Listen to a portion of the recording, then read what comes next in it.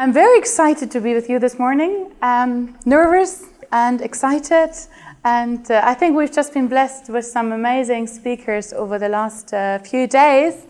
And as Rolf said, I was very glad to be part of it, as missions is very, very dear to my heart and the various things we can do.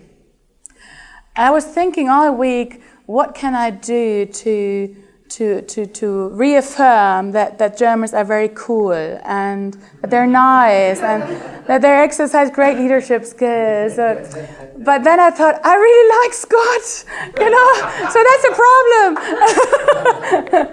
But I'll just give you one of my favorite ones. What do you call a person who can speak 3 languages? Trilingual. What do you call a person who can speak 2 languages? Bilingual. And what do you call a person who can just speak 1 language? An American! Anyway, so if you can give me something on Europe and young people and missions, this is the combination of it all, which just absolutely excites me, gets me on my knees, it burdens me. And so I'm just happy to have some time with you this morning to share about some of the stuff I've learned. So it's more about what we have experienced also in MIssional, some of the things we see in society today in Europe, and some of the discipleship elements which I found very useful. And they call me the Korean, because I copy and paste a lot. I watch, I go and observe amazing youth ministries across Europe, and then I just see how can I adapt that to my own context and how does it, work and readapt it to mine. So I'm happy to share all I've learned today, and it's due to other amazing people who have invested into me and into my life. Right. I want to talk a bit about who is this young generation, and also then what are some of the tools we have found out, how we can use that, and I also like to hear back from you on this. And then later I will concentrate much more on the discipleship process as such, as we found it to be very successful across Europe, because too often the problem that we have made discipleship into a program and not a process. We have sent people off to YWAM and OM and other places for 6 months, a year. Sometimes they come back and get reintegrated into church. Sometimes they're the superstars, so better than the pastors. Sometimes it's very hard to get them back into the original content and really transform. So I'm very burdened. How can discipleship look like a lifelong process for the young people? What I would like us to do first, actually before I start and give you some of my observations on the generation, so I would like us to just form groups, and I would like you within 5 or 6 minutes share in a group of about 4, what have you seen to be effective in your area, how to involve youth in missions. Before I give you mine, I want to get you the chance to actually hear from each other, because I think this room is full of amazing insights, weaknesses and strength we have learned from the past, learned from our disappointments. So what is some of the things you have seen effective in involving youth in missions? Let me just run a bit through who is this generation of young Christian Europeans. I mean, that we talk about all these different generations, and I actually came from America, the classification of what is possible, how do we, shape and just try to strategize who is part of which group and what are some of the things. So actually it's hard, because in our mission work, sometimes we have the youth, the young ones who have just born around the 2000. So sometimes we classify them as the millennials, and sometimes it's a very big thing, the Gen Y, or actually there's 3 different terms taken for the same age group at the moment. So it's very confusing by psychologists and so on. So some I just think, give up on that. But it is fascinating to just see that there's a certain characteristic in that new group which we raise in Europe, and also, of course, then also in the global youth culture. There's fascinating stuff on there. Tolerant, resilient, work hard to have a certain lifestyle and so on, but there's more to them. Who are the Gen Y guys? So it's Gen Y, aka Millennial, or aka Generation Next. So we use different terms. And actually, there are not many books written on this new generation. But if you know of sources, I'm very subjective and very limited in my knowledge. If you think you've found a great book on stuff, or you think you found a good study on that, I would be so delighted to hear from you. And either just raise your hand and share, or whatever, because sometimes it's very hard to get even the Christian perspective on stuff. You find something secular not. So what I find interesting in the young generation we work with, they're well educated. Of course, now that we hit the border then with the unemployment across Europe, and you know that Spain and Greece and Italy have one of the highest unemployment among youth in Europe, nearly 50%. So that does a lot to your personal image and also to the country of actually leaving countries. Like our Polish brothers, some of them are here. You lost nearly like 1 million to the UK and other nations. And interesting also that they constantly want feedback. They have been risen up, by their parents, and they're completely pampered. There's a lot now, actually, the European Union does on the children's rights. So it's no longer about parents' rights, now it's a lot about children's rights. So that, one of the recent laws we had out in Europe, that a terminal ill 8-year-old person can decide to determine his life. This is the Belgium, which was the first one to start it. So the right of a child. There's a new law in debate, I don't know if you mentioned it last year, but a new law which says that actually a child now can divorce from his parents. That the child says, I no longer want to be in that family. I prefer to go into a children's home or find foster parents. It's crazy, absolutely crazy. But they do a lot these days to say this is the children's right, it's their liberty, it's their freedom. But it makes it much harder for us then to work religiously and educationally. Everything is put to the state instead of back to the families. So it's interesting what kind of people we get there, because these are the guys we have in our mission agencies now, and we deal with in our churches, and we are actually amazed or shocked that we can't deal with their constant need of someone walking alongside them and mentoring them and so on. They're also very tech savvy. They're out there in the global world. They're diverse. And interestingly, they're independent much more than ever before and have a good self-esteem. Actually, they live in various paradoxes, but normally they come and say, I'm here and I'm going to change the world. This is theirs, And you think, whoa, your grandparents tried that too, and your parents, but they didn't do a good job. It's me, And they're very ambitious. But then, of course, we come later to the other side, that they actually feel very insecure in some parts. Of course, then computer and everything is easy for them. Social media, hard to resist. They spend about 20 hours or so a week on social media in general, during the week. Sometimes even three hours, more during the day.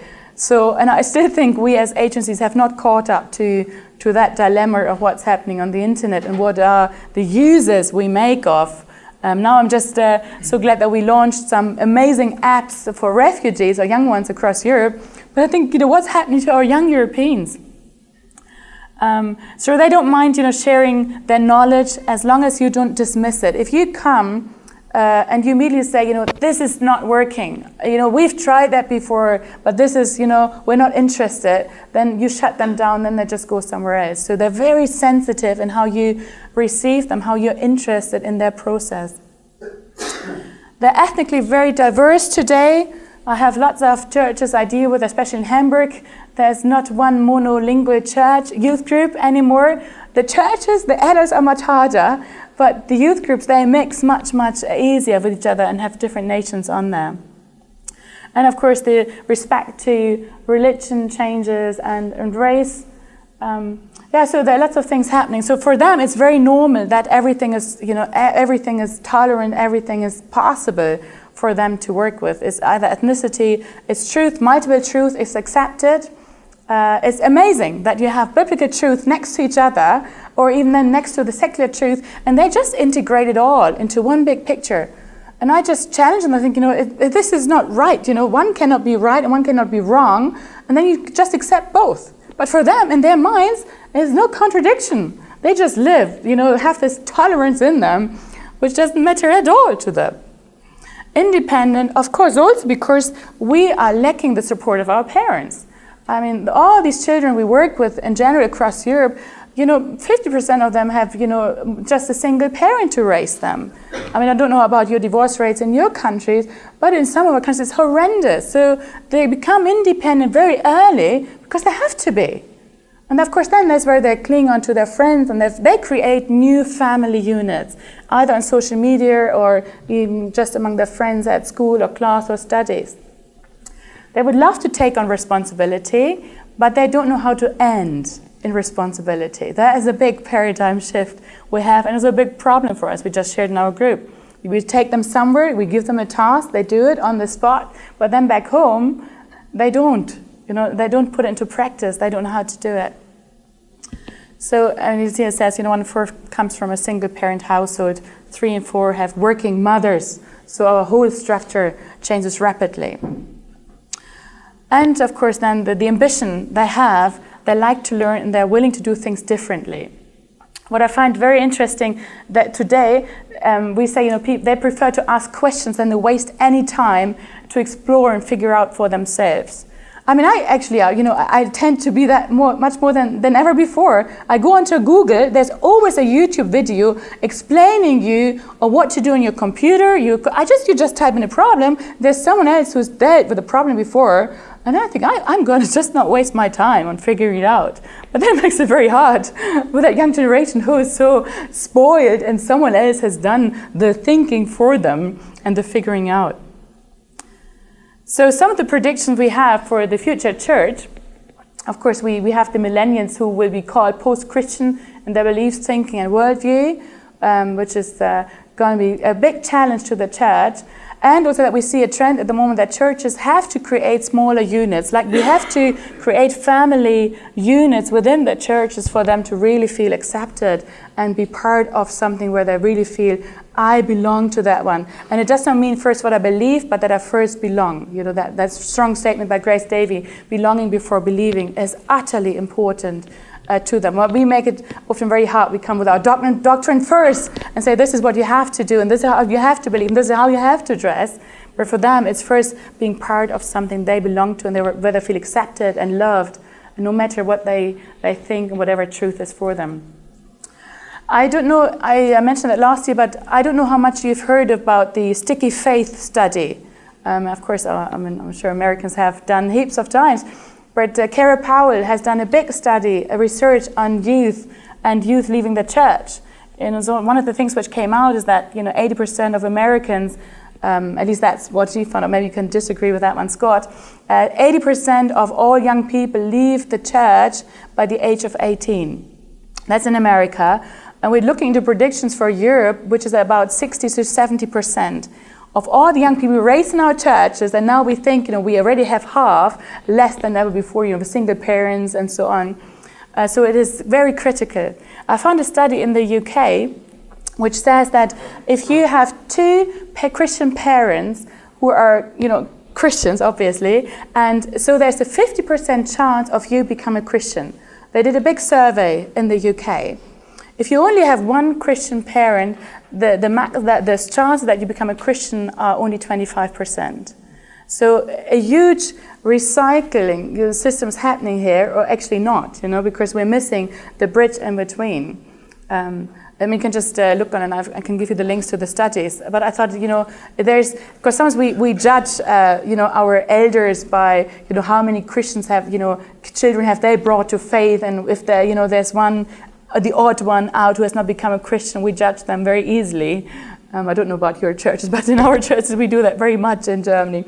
But I look at these statistics and think, wow, these are horrendous. And I wonder why we are in Europe not more down on our knees and actually fight against that. I'm passionate to see that somehow turn around. And Kara Powell found out, like in the US, if you meet a Christian within the first 72 hours at uni, you're going to join the Christian Union or IFES and so on. But if you don't, you just end up, the first friends you meet on campus are going to be your friends for the future. So we need to really engage it. Do you get my heart here? I mean, also understand that we are really in deep turmoil here. But they also had the study that said that the potential to gain is still greater than the loss. If we churches are, fresh expressions and other ways, agencies now trying to become more integrative of understanding the postmodern generation, there's a real chance. It's not like it's all doomed. Our mission agencies who are 100 years old just need to close down.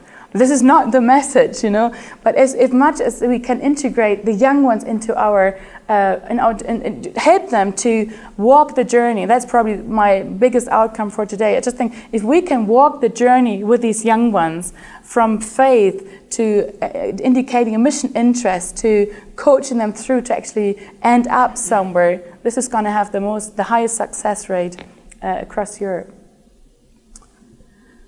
And I just mentioned that some of the challenges we face is not just the unemployment, but also, of course, the masses or not masses of Christians we have across Europe, our continent. We have 740 million Europeans and about 20 million evangelicals. So that is already very hard. I've just been to Montenegro. You have the one youth leader there in the whole of the country. So what does it do, to the next generation? Or also I had Polish leaders, youth leaders cry on me because so many of the Polish pastors had left, for the green grass somewhere else. What does it say to a young generation that it's not worth investing into you? Or, they have these big questions. And interesting then on the other side, when I do my missional conferences and we have about 3,000 from 50 European nations. There are 47 plus the stand countries we include. The number one question I get in the counseling areas, can God use me? It's the number one question.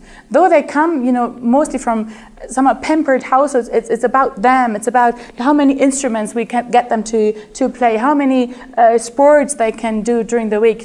Parents do a lot around children today, drive them everywhere, every day. But they still have this insecurity because they don't know that God loves them ultimately. They have this big insecurity saying, am I really good enough? And we have that question more than ever. If you compare that to other generations, these young ones struggle with their identity because they don't know what are their giftings. And some of the churches I've been to in Europe, you're only someone if you're 40. But I went on my first outreach when I was 13, with CEF and serving at the beach mission. But if we wait until they're 40, they're gone. They've left our churches. So we need to start very, very young. And some of the things we found out where we can help them is to actually, help them to discover their identity. Who are they? Who are you? What is your identity? That we help them to read the Bible. So one of the things across Europe now, we try to erase Bible poverty. It's also by the World Evangelical Alliance, a strong motto, erase Bible poverty. Try and help our young ones again to bring the actual book, not just the app on your phone. Bring the book, and actually we try to do lots of inductive Bible studies now, looking just at the text with no commentaries, just exploring what does the Bible say to me. Help them to pray and discover their gifts and talents and find out what are they good in, where can they play their niche, and what do they like. Encourage them to ask for feedback. Give them the space actually to know what they're good in, and also what really is beating for them. I try to find studies around young ones finding faith, and actually the Americans have I found so many pages, but maybe Scott, you know where it's from. They say 80% of all people find their faith in Jesus by the age of 18.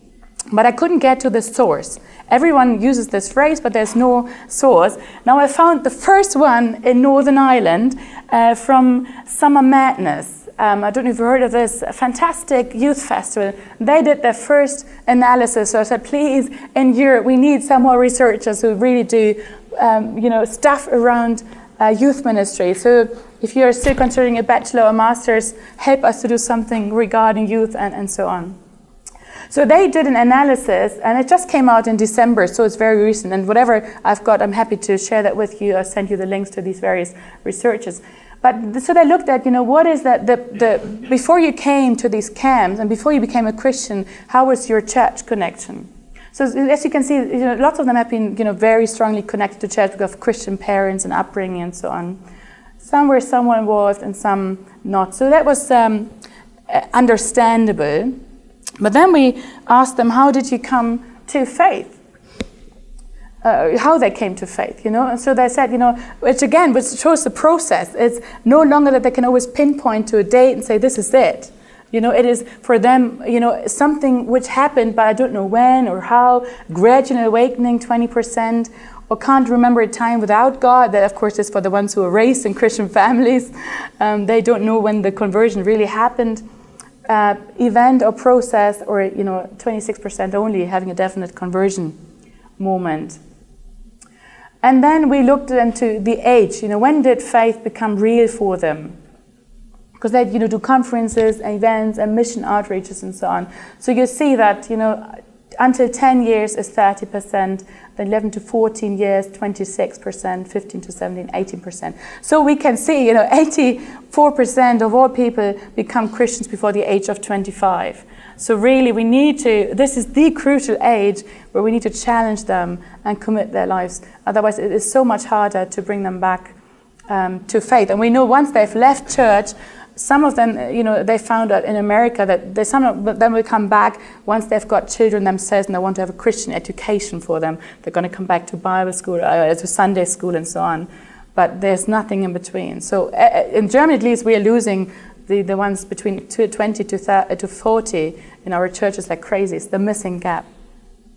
And just the last, last two on this one, what made the difference for them that faith became real? When we look at the age groups there, it's under 17 to the left, or 18 to 35, or plus 35. And you can see how church has become very influential, and then it comes less. Where friends have be less, and then they become more. So I can't go into all these headings here, but I thought it was fascinating for them, or for us, to work. What is it? The relationships, influence of other Christians, 13%. School, it wasn't that important. But then, when you get older, in the 18 to 35, you realize that it's all about, 44% about relationships within the church. If you haven't got any friends at church, you are most likely not to go and attend the services. Does it make sense to you? Do you see that also across your churches? So I'm just praising God that someone started in Northern Ireland, and I wish we would do that analysis even more in our various countries. And I'm just going to go on for the next slide. So that's my last one here. Who made the difference? Who made the difference? So it's family members, friends or colleagues of the category, the minister, or here's the priest. You can see very, very little between the under 17, And then not easy to identify, that's fine. And then youth workers. And youth workers actually, are very strong. We know that, in youth ministry, when they're in that age, they're not interested in what their parents say, they're interested in what the youth leader says. Very much. He is the dominating factor in the lives of a young person. So we better make sure that we choose our youth workers very wisely.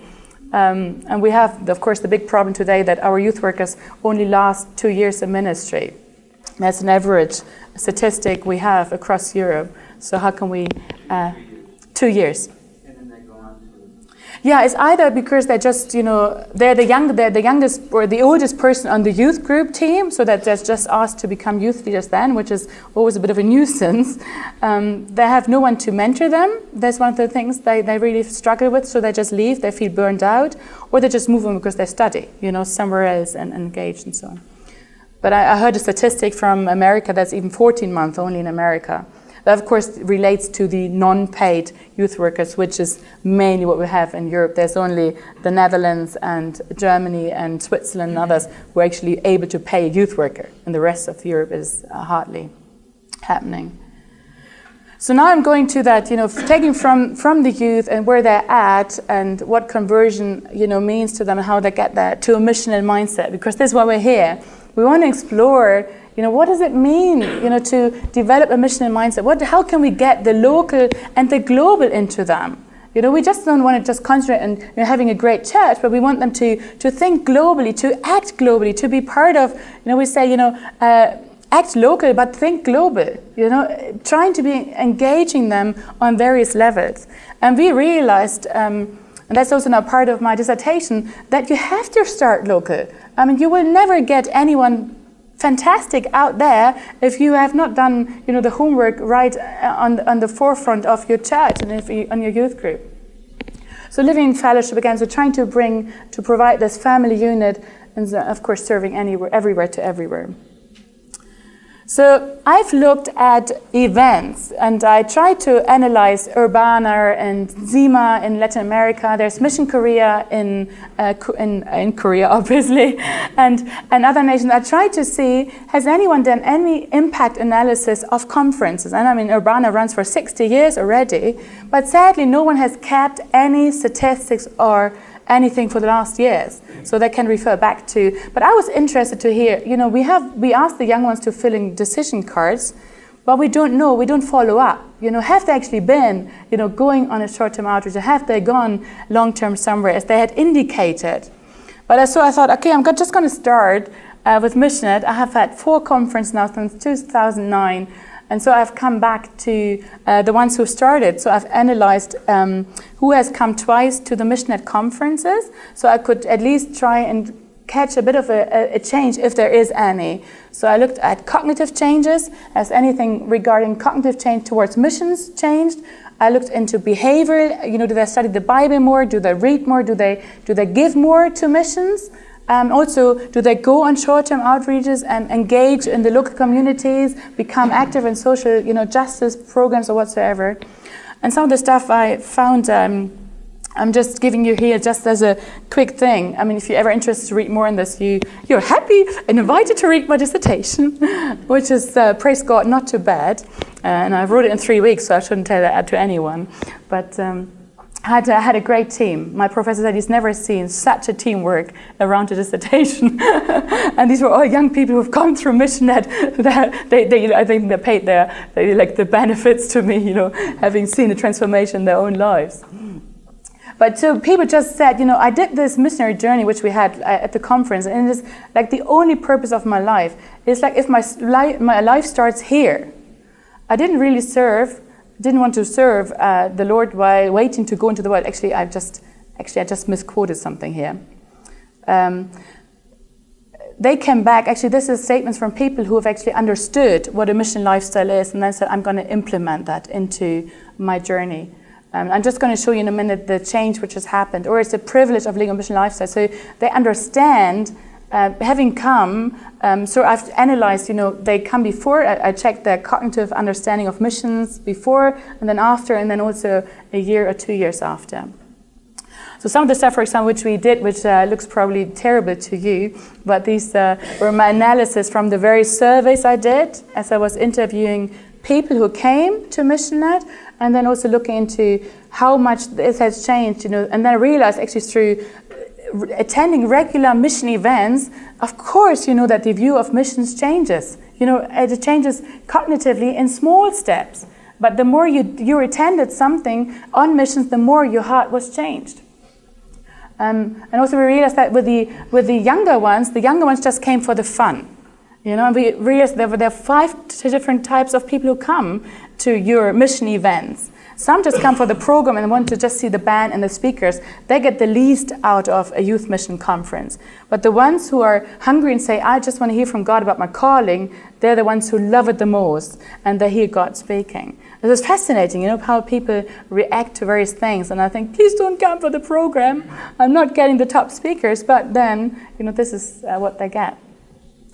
So they're saying, views on missions change. There's here one example. I don't want to go to Africa. I felt if I give God one finger, He will take my whole hand. Mission had changed my life. I realized I can be a Christian, not be a missionary. God can use me wherever I am and also where I like to be. She came to the first Congress in 2009, Sarah from Switzerland, and said, I've just hardly, renewed my commitment to God. Her grandparents were missionaries to Africa, and they set an awful example to her. So she knew that was never what she wanted to be. And then seeing the realization of, and then she became part of the team and later became part of the translators, and then now she's serving in Tunisia, and she just texted me that her language helper just became a Christian, and she's been to her baptism. So we see that there are steps going, but it takes time. And so then also, view and mission, that's again the cognitive thing here. And also then we looked at, can it, encourage participants to actually get mission practice. So we challenged them to go out and try to engage with your local mission agencies in your countries and see what is out there, what can you do. So we've realized that actually it has affected their jobs, that they're much more active in their jobs to be a Christian. That would be something which was pleasing to Steiner, living missions at your work. They've started to read the Bible more. They've given more money to missions. So we really see there's a gradual change in there. And one of the things I was really excited about, which makes maybe no sense here for you, but I asked them, has your involvement changed even within, mission? So some of these guys have come back to 4 conferences, and they started off as coming as the participant, like I was when I was 15. And then later on they thought, I liked it so much, I come back, and then they start to become volunteers. And then God speaks to them again, they go on a short-term outreach. And then next time they come back, they actually come and say, I'm going to be part of the core team organizing the conference. And then the next step is, at the 4th conference now, we had few of these ones I interviewed actually now are missionaries serving, and they just came back from the field to be part of the exhibition, say, it changed my life, I want to now give something back to MissionNet.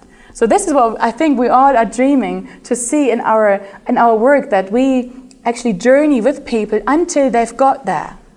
And so I think we need to find elements in our ministries that we make sure that what are the intervals, what are the things in between we offer for them to come. And so, what helps them to go and last in their commitment? So I analyzed that. I asked the youth leaders on their discipleship, missional discipleship, if they had implemented what they'd learned. I've asked the Evangelical Alliance leaders across Europe to say, comment on what have you received through MissionNet? Have you seen any differences? And people responded like this, and I think I found it absolutely thrilling and very significant. People say they last in the missional journey and get there if they have friends and people, of course, who support them. Actually, we have seen lots of pastors come with their young ones to an event, or actually pastors invest into their young ones. It has a huge effect on them, a huge effect. Friends who are similar than I am, on fire, who are mission-minded. But you can forget about the missionary congress here, but it's the same now applying to others. That you have a mentor, someone I'm accountable to. This is the cry of the young generation, someone I can be accountable to. And I've realized even here I'm mentoring every mealtime someone younger across Europe. They had booked me for slots. And every single one of them said, I wish I would have a mentor back home. I wish I would have someone who would journey with me. And I've seen so many tears this week, and I'm so burdened that we actually do not put it so much into practice for them. Then for their spiritual life, they need someone to pray and read the Bible with. And we know that, even our pastors sometimes have a hard time opening the Bible. We just see them on their iPad or whatever, scrolling through. We don't see the actual book anymore opened in our churches. So how can we foster this? How can we really bring the Bible back, that actually people see us open the Bible? Don't know about you, but sometimes it's a choice I have to make each time I'm with a young person to consciously open the Bible. I had a great Norwegian role model, Ole Magnus, always does it, always. And I think this is what we need to do. Encourage them and those in their discipleship. And then the next stage for them to take on, of course, are the outreaches. We can debate about them if they're good or bad. Some are not having great impact. But we need them. 100% of everyone who has come into long-term service has done a short-term outreach. Maybe you find 1 or 2 in between the 1,000 who's gone straight, but in general it is taking the small steps. So what we have, in our survey now here, what are we doing with the young ones and the organization? We say you need to remind the young people about the decisions they've made at the conferences. You need to remind them. You need to challenge them. What have you done about it? And when we've got the contact details, we need people to follow up on national levels. We need to start quickly, and also we need to really teach them a discipline as well as us. So what I've seen, and that's finishing that part here, it really is, it's a process and it's taking small steps. If you think you're going to recruit quickly the young generation, and then you're in for big trouble. So I know that we go somewhere and we have this big expectation. I come back home and I have recruited 50 more applicants for my agency, because that's good for the finance guy back home, that it was worth investing into something, but actually it is taking lots and lots of small steps. Any questions on that before I go to the next topic on discipleship? Okay. This is now my what I'm most passionate about, because I think we're just losing it completely. I'm just going to try and do that with the chairs here. So in discipleship, and if you've been with Dave Petty or the Navigators, or that's the Shire Venture or Exodus, or there is LEF in the Netherlands, and there is in Sheffield the 3DM. These are the top 5 organizations across Europe who are trying to work on youth discipleship and bring them into missions. How many of you have done the Lean study, or have read the Lean study by Willow Creek? A Reveal study is called. Reveal study. And I find it fascinating because they analyze their church members, how do they grow in faith? And they realize that there are different steps, which I find very similar to the steps we are now practicing and role modeling around mission agencies across Europe now in our youth ministries. So we have these 4 steps. And so sometimes, we actually now, what I've seen happening, I find it fascinating, and I'm just going to sit down through these chairs here. We bring young people into our context who are not Christians because we want to win them. We just don't want to just build on the ones who are there, but we want to win. We want to win young people to Christ because we want to have them, a calling. And this is our passion. We want to see nations being transformed. We want Europe to be met by God. So we win them, and we do lots of stuff in our churches to win them. And then we build. And I wonder on which step you are the strongest. So I'm going to ask you that in a minute. We build, we do lots of Bible studies for them, prayer studies, and whatever. Teaching, Sunday services, lots of frontal teaching. And we build and build and build and build and build. And this is where Willow Creek found out in their study that if you do not do more than that, people just become very lethargic. You just reach a certain plateau. There's no missions on it. You just become a good Christian. You donate some good money, but this is it. But we want to see missions as the outcome, right? So we have to go and say, okay, I'm going to send you. And the only ones where we see a difference among the young ones is if we send them somewhere, if they're involved in any church mission activity or any social project run by the church or by the mission agencies.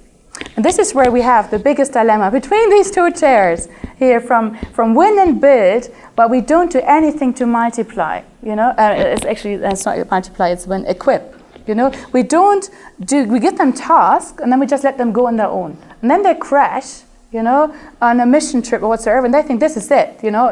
I'm not called. Just because we give them something, but then we don't entrust them more.